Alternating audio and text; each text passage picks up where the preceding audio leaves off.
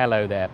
The investor's worst enemy, it's been said, is likely to be himself.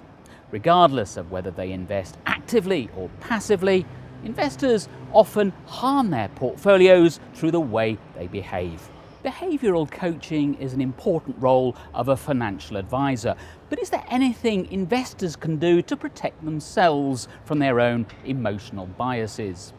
Well, behavioural finance expert Tim Richards says one thing you can do is to write down your reasoning every time you make an investment decision, and every year or so to record the returns you achieve. Most investors don't know how much they make. They don't actually measure how much they actually return, and they don't have anything to compare with against what market returns might be. So how on earth can they figure out whether they're a good investor or not? Another problem is that people often choose to rewrite their past, usually to protect their emotions. Investors do it all the time. They will ignore things that have gone wrong, or they'll put them in a separate pot, which is a thing called mental accounting. So it's not actually part of their main pot. That loss was somewhere else, so they don't have to worry about that. And they suffer from hindsight bias. So hindsight bias is massive. The CIA calls hindsight bias ineradicable.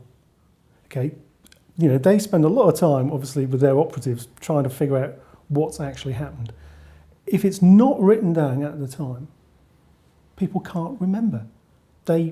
Everything they think they remember is biased by whatever's happened since. Investors often come unstuck during or after a market correction or crash, or when markets are particularly volatile. So, what can you do at times like that to help yourself stay the course?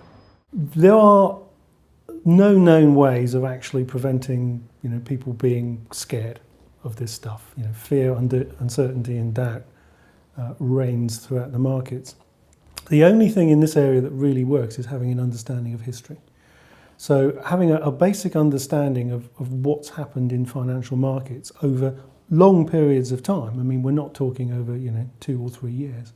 We're talking over 20, 30, 40, even 100 years, is really the only thing that can actually give people the comfort to stay the course of time. Finally, what's the one piece of advice that Tim Richards would give to investors on managing their behaviour? And the best thing you can do with any investing fund is don't look at the value of it. Okay, don't. Essentially, anybody who looks at what they're doing more than once a year is probably looking at their funds too often.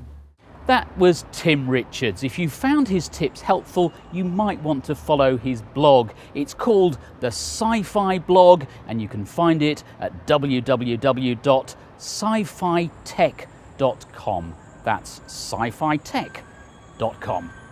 Thanks for watching. Until next time, goodbye.